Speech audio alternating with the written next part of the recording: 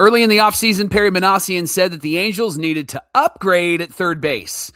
And instead of upgrading, they made a lateral move, re-signing Yoán Moncada.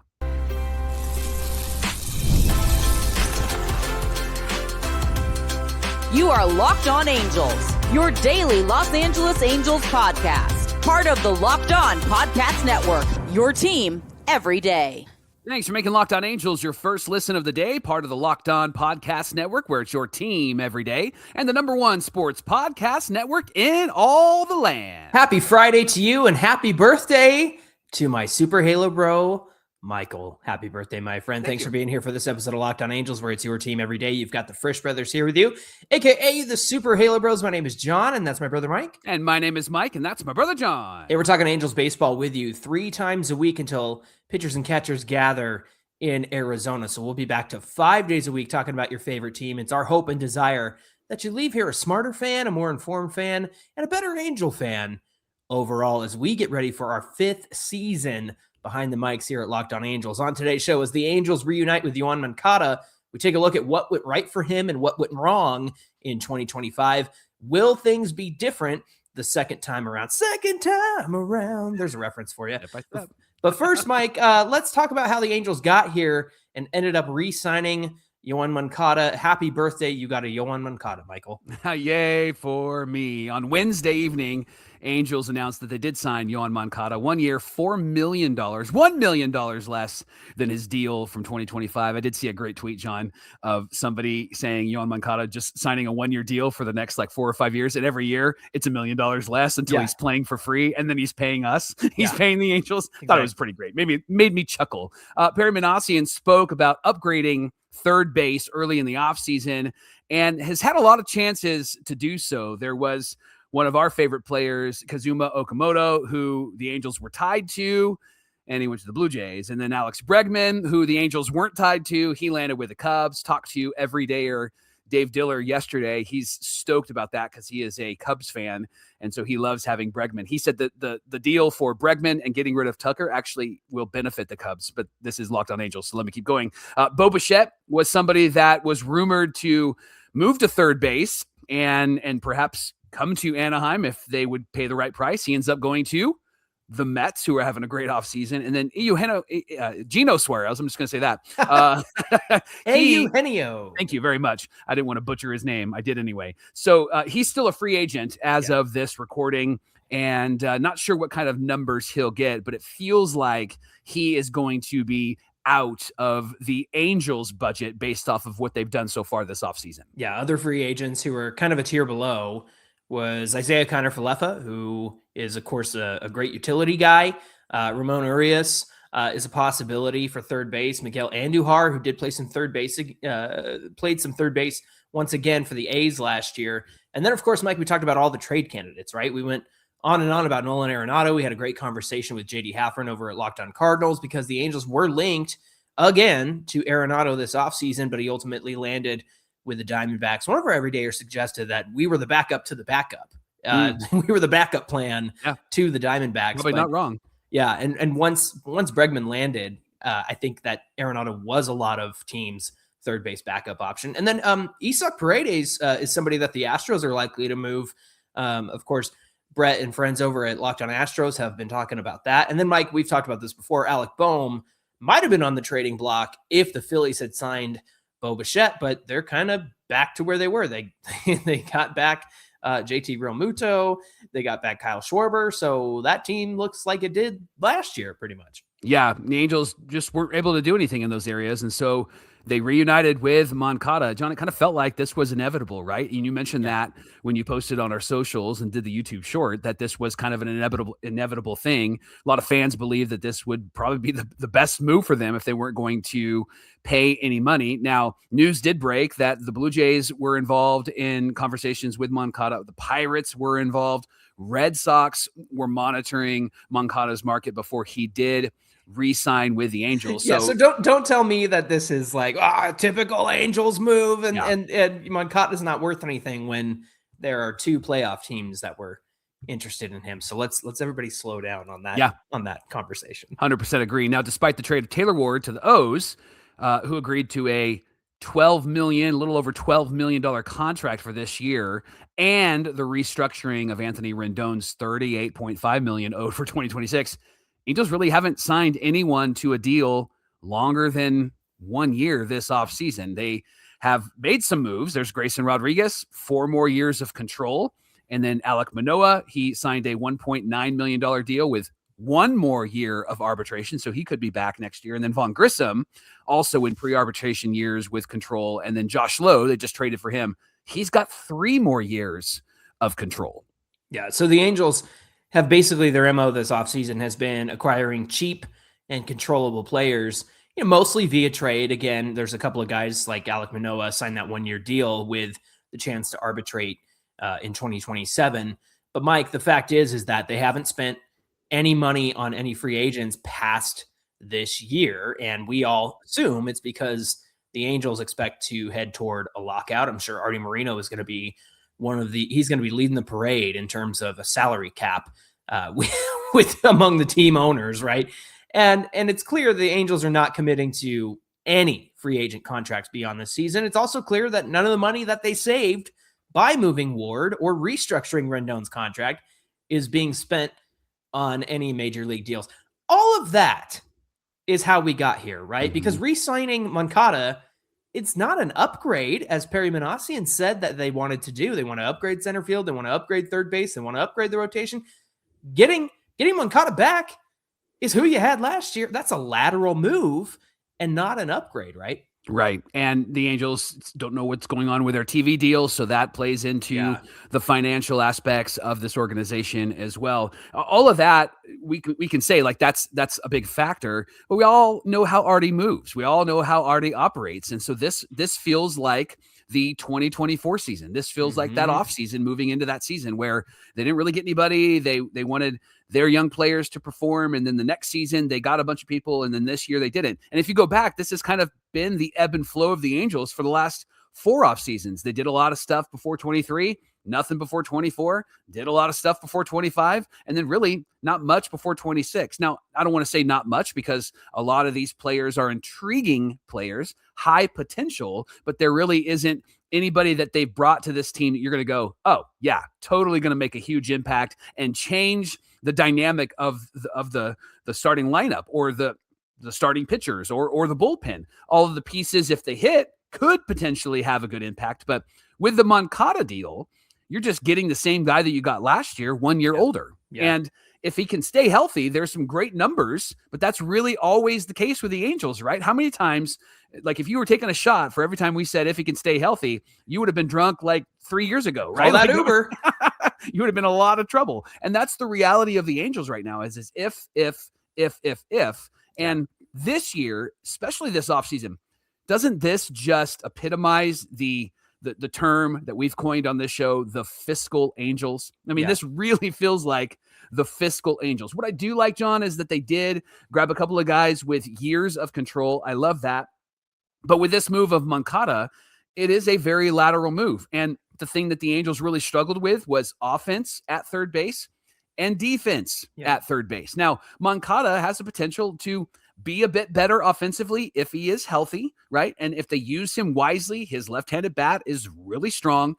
But John, his defense is terrible. He's not good over there. And the thing that you said that I appreciated on our YouTube short and when you posted on socials is the depth is there. So they could use Moncada, and then later on in the game, if the game is close and they need a defensive replacement, they could have somebody that perhaps plays third base for him, like a Peraza or even a Vaughn Grissom, similar to what they might possibly do with Bryce Teodosio. I've seen a lot of posts about Teodosio being the starting center fielder. Don't think that's going to happen. I think that they've got their starting outfield with Lowe, Adele, Trout / Soler. I don't think Teodosio cracks the starting lineup unless there's a day off or an injury, and he gets into the starting lineup when the game is on the line and we need a defensive center fielder. But you're right, lateral move. And I guess it's better than what we had, because you've said often, like, can't start the season with Peraza at third base or even Denzer Guzman at third base, even though he's got this high potential. Moncada is somebody that they know what they get. They bring him back. It's interesting, John, because this this is what we haven't seen the Angels do. And what I mean by that is like Moustakas came in and looked good for a little bit, right? But overall wasn't great. And people were like, hey, bring it back. He could be awesome. And the Angels didn't. They upgraded. Not the upgrade wasn't fantastic, but it was better than what they had. This is the first time that we've seen them do the lateral move where they brought the same player back. And Moncada's Moncada. He's gonna be who he is, right? Yeah. And the truth is that, yeah, they're in a better place than they were before they signed Moncada, but you're in the same place as you were last year. And it's a lot of hope. It's a lot of prayers. It's a lot of wishing on a star. And that's the problem with this team right now. The other day, there was a conversation going around about Vaughn Grissom. The dude's 24, right? And so you think about that and it's like, okay, he's got years ahead of him. He hasn't even reached what he's going to be. So in terms of that, it's like, hey, you did acquire some controllable guys that are going to be around for a while. Maybe you can be the one to unlock them. Maybe you can be the one to do something with them. I think that's a better place to be than just like, well, here's who we got, and this is it, you know. And when it comes to Moncada, you know what you're going to get. 80 games, right, Mike? Like 82 games, maybe. At the same time, there are a lot of factors that play into how effective he's going to be on the field. And that's based off of what went right and what went wrong for him last year. And we're going to get into that in just a minute. But first, thanks for making Locked On Angels your first listen of the day. Coming up, what did go right for him last year and what went wrong for Moncada? What can we expect from him? And if the Angels are going to upgrade at third base, well, that means that Moncada is going to have to upgrade at third base. So how will 2026 be different, if it will be different at all for him? We're going to talk about all of that coming right up. Hey, good news. Tax season doesn't have to take over your life. So just receive that. Let's just breathe and relax for a moment. And here's why. TurboTax is making it really easy for you just to hand things off and move on with your day. And truthfully, I don't know how you operate, but I know that for me, can you just handle this and then let me know how much money I get back? Right? That's what I want. And with TurboTax, their full service, you can get your taxes done by a trusted local expert, start to finish, without all the stress or the guesswork. Instead of spending hours trying to fill out forms, you can meet with a local TurboTax expert in person or connect online. They handle everything from W-2s to self-employed forms to the work that you don't want to do. They're going to do that. They're going to try to get you every deduction. You can upload your documents, go about your day, and then get updates in the TurboTax app. It's huge time saver, gives you real peace, and knowing that an expert is handling it. And I know that some of you are like, I can handle it. Listen, let TurboTax do this. And here's why. For a limited time, you can get your taxes done by a local tax expert, a TurboTax expert, for just $150. That's all in. If TurboTax didn't file for you last year, then you're going to get it for $150 this year. Just file by February 28th. So you got about a month to figure this out. Take taxes off your plate, get back to your life, watch some football, get ready for baseball. Let TurboTax take care of it. Visit turbotax.com/local to book your appointment today.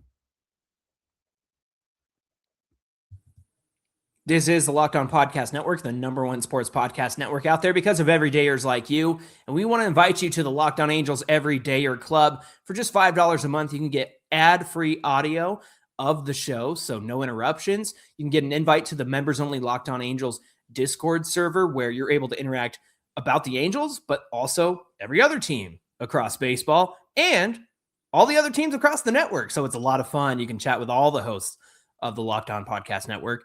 You can get access to the national bonus shows like Locked On Sports Today, a members-only Locked On merch store, and a 60% discount to every other Everydayer Club member-level subscription that you want. So if you're a fan of this show and another team, you can certainly stack those up. And then, of course, there's the $15 tier, the Everydayer Club all-access tier. Everything included at the $5 level, plus all-access episodes of Locked On Angels, one-on-one texting with me, a newsletter version of each day's show, and a 15% discount to the Locked On members merch store. So be sure you visit lockedonangels.supercast.com and be part of the Everydayer Club. John, help me out with this next read. Should I read it with enthusiasm, or should I read it with like normal tone, or should I be bummed? Give me which one you think. Neutral. Okay, I'm going to read it neutral. Hey, now that the Angels have secured their No, third you baseman, can't say hey. I That's can't not say hey. neutral. Let me start over. Let me start over. Now the third baseman secured, or the third baseman. Now I can't even get the read right now. You've got me all confused. Now that the Angels have secured their third baseman for 2026, is that good? That work? That works. Let's take a look back at what went well for Yoán Moncada last year and what didn't go well. Let me start with what didn't go well. So this is where I'm not going to have enthusiasm, or I'm not going to be neutral. I'm just going to be bummed, right? Playing time. Man, the guy was injured. And that's just part of his story. That's a part of his baseball career. Was only able to get into 84 games last year. Now, of those 84, he only started 73. He dealt with a thumb sprain that kept him from swinging from the right side. Remember, they had to keep pinch hitting for him late in the game. And then he also dealt with knee inflammation. In the first half, he only got into just 36 games, missed all of June, where he only had one plate appearance the entire month. Yeah, it was on June 1st. And it was the first day. Yeah. Second half was a little bit better, got into 48 games. But here's something I mentioned in the first segment. The defense was just not good. Between him and Rengifo getting the most playing time at third, the defense was just not great. Moncada at third base last year. Look at these numbers. These aren't good, okay? A negative 13 outs above average, negative 13, negative 10 defensive runs saved, and a negative fielding run value, which essentially his defense over the course of the year cost the Angels about 9 runs. Now, we'll talk about defense a bit more in segment 3, but John, it didn't go well offensively, but mainly really didn't go well defensively last year for Moncada. Yeah, and a lot of that is availability. A lot of that is due to the injuries. And it's a bummer because when you look back at his career, man, when he's out there, he's good. Yeah. And so they always say the best ability is availability, right? And they certainly needed a lot more of him than they got last season. And that's what Joe Adell talked about when he did the Sunday Sliders podcast. He was talking about like just getting everybody out there. And I know that I don't like that narrative, mostly because it feels like an excuse for the Angels. But there are certain players that you can go, yeah, if they're out there, it's really going to go well for them. Trout being one of them. I don't think Trout has a bad year this year. I think he's a couple of ticks better this year. But Moncada is an example of that. When he's out there, things can go well. And offensively is one of those places where things went better for him last season. Yeah, what went well for him last year, the first thing that jumps out, Mike, is the fact that he had a 117 weighted runs created plus, meaning he was 17% better than league average, which I was shocked to find. Yeah. You know what's funny is I was actually on Baseball Reference first, and we often use OPS plus on the show, and sometimes we'll use WRC plus. He had a 116 OPS plus, and Fangraphs and WRC plus typically rates you a little harsher, and he was one point higher than OPS plus. So just again, he's productive. Yep. When he's out there. Overall, he had a 234 average, a 336 on base, a 448 slugging, and a 783 OPS over the season. But Mike, it's what he was able to do against righties as a left-handed hitter that really stands out. He had a 240 average, 344 on base, 471 slugging, and an 815 OPS. And that's across 262 plate appearances last season. That number against righties is probably one of the main reasons why the Angels brought him back, because they have needed some lefty bats. Now he is a switch hitter, so he can also hit from the right side, but the value is in his bat from the left side. Now they have Nolan Shonowell, of course. Now they have Josh Lowe, of course.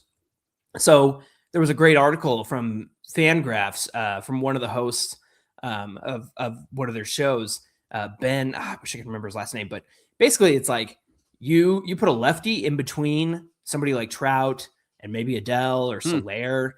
And it's like, okay, so do you bring in the lefty specialist and risk pitching to Trout and to, Joe Adell or Soler, or because you have a Moncada or a Lowe in the middle of that? So there's a lot of ways that Kurt Suzuki can play with this lineup next year that I think can be really strategic.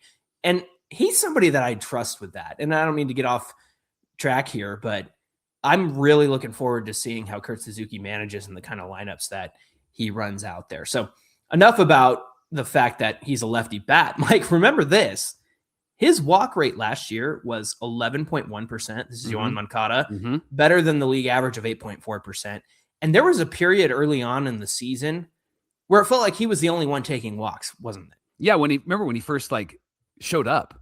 He didn't get a hit, but he was walking. He had 2 walks a game. It felt like he was always on base, and that was something that the Angels just weren't doing because they were swinging for the fences. They were trying to hit home runs, right? His month of May was a really huge month for him. He slashed .253, had a .329 on base, a .573 slugging, and a .903 OPS, 4 doubles, 1 triple, 6 home runs, and 15 RBIs. Bummer, considering he got hurt at the beginning of June because he was on a tear. And then he finished 2025 really strong in the month of September. .260 batting average, a .367 on base, .440 slugging, and an .807 OPS for Yoán Moncada. Yeah. So looking at the good and the bad, we've discussed what went wrong, what went right. If we take what was good and what was bad, what do you think we can expect from Moncada in 2026? I think the lefty bat is going to be key for this lineup. And you mentioned it, but having 3 left-handers in this lineup that's always kind of been dominant by the right-handers. Yeah. I think that it allows Kurt Suzuki to mix and match. I think it causes the opposing pitcher and the opposing team to figure out who they do bring in and why they bring them in. And I think having a Trout with a lefty in the middle of that and then an Adele, I think it will actually benefit Trout and Adele as well. And I think that this gives you an opportunity to have somebody in the middle of the lineup with Yoán Moncada that does have a bit of pop, but also is able to have a really good eye at the plate and not swing at the first pitch, which is something that we always get so frustrated with. It's like they got runners on and immediately you're swinging at the first pitch. He had a couple of moments last year, remember, where he had a bomb against the A's, and then he had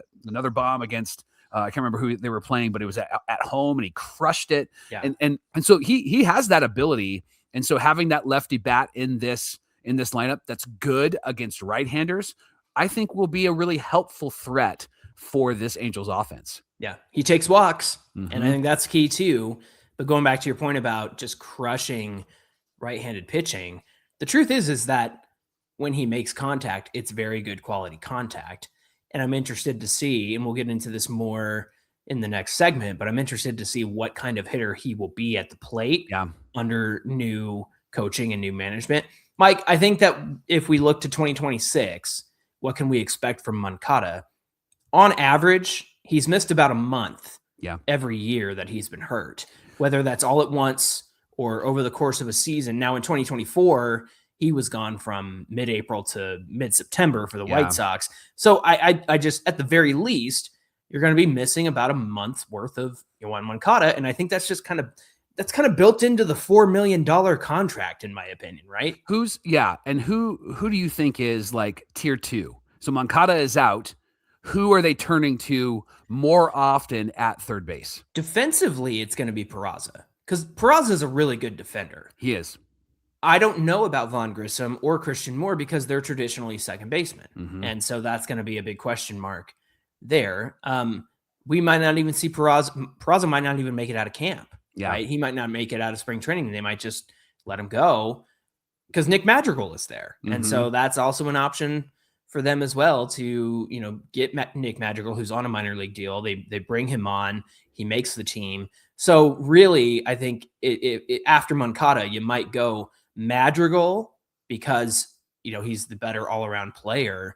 And then you might go Peraza because he's just got the best defense that they can offer over at third base. So that's where I think they go after Yoán Moncada. Because they're going to have to know, right? They're going to have that game plan because you're right. Moncada is expected to miss about a month, and you're going to need somebody to jump in there and figure it out. I wonder how often they will have him out there, if they'll just give him regular days off at least once a week. I could see on the weekend, Sunday would probably not be the game that you would see Yoán Moncada. You'll probably see a Peraza or a Vaughn Grissom or a Nick Madrigal, whoever they decide to go with the second tier.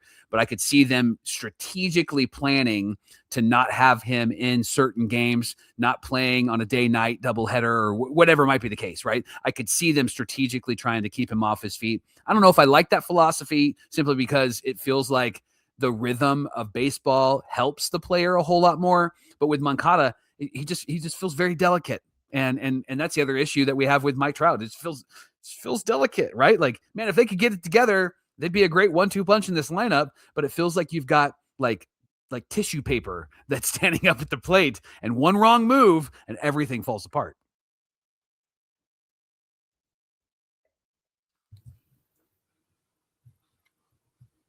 So Perry Minasian said he wanted the team to upgrade at third base, but bringing back the same guy who was there for half the season is not what we would call an upgrade.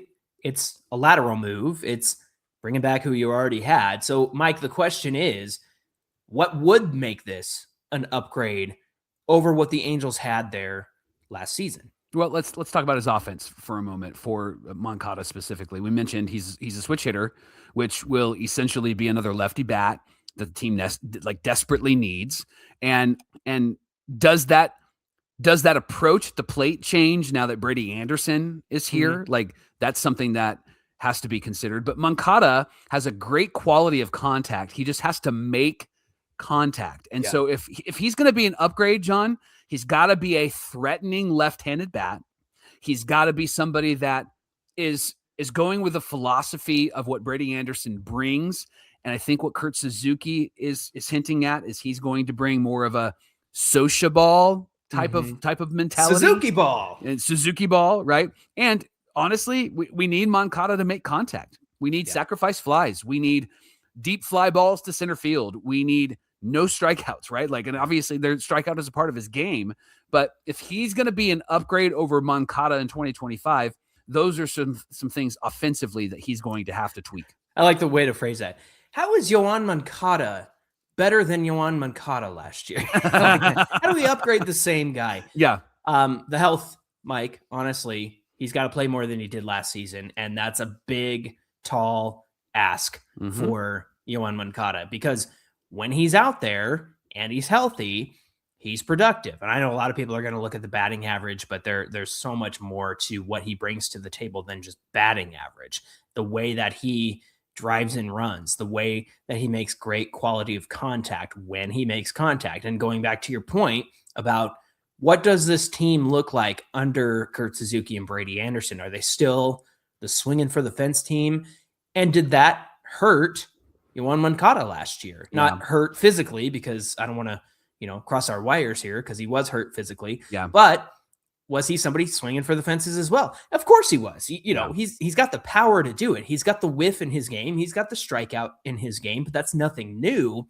You just wonder if offensively he can upgrade over what he was last year, if the philosophy among the hitting coach and Kurt Suzuki changes things. Do you think that's a possibility?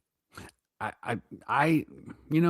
That's the thing. I want to think it's a possibility, but I'm not even confident that the philosophy changes with Brady Anderson, John, because the organizational philosophy the last 5 years with Perry Minasian has been slugging and OPS and power. I know what Brady's philosophy is. Let's see. Get a needle here. I'll use a pen. There we go. I've seen a picture of Brady. Does he still have those wicked awesome lamb chop sideburns? Those things were rad. Probably in the 90s. There's like an old picture of them from like 15 years ago, but yeah, he had him then. So we'll see what he's rolling with in spring training, right? If Moncada is going to be a better Moncada, he's got to be better defensively, right? Yeah. And last year, his third base approach last year and his defense, he hasn't always been that bad. He hasn't always been that guy, and that's why I think, like, when you look at somebody who has a steep drop off, again, negative 13 outs above average, negative defensive run save. I forget the numbers, but it's negative. When you have that steep of a drop off, that's just not natural. Yeah. Right. That's not aging. That's not, slowing down as you get older. That's just unnatural. Yeah. And so I think that his poor defense probably had to do with the fact that he was hurt and missed injuries, half the season. Knee injury, hurts your lateral movement, right? The thumb sprain, while not going to impact you significantly, that's not going to feel good either. And so if he's going to be an upgrade over who he was last year, You just got to hope that a healthy season allows him to play better defense. But I said the word again, hope. And I feel like we need a buzzer, or we need like the sensor noise every time we say something like hope and prayer and wish and think and all of that, because that's really what this team is banking on. But you mentioned it before, Mike, and I mentioned it on our reaction video, that behind Moncada is Peraza, possibly Grissom, possibly Nick Madrigal, maybe Christian Moore, right? All of those guys possibly coming in to play third base as a defensive replacement in the later innings. But it's innings 1 through 7 that you're going to need him there for. And you just kind of wonder what that's going to look like. Again, I'm confident that he can be better than he was last year.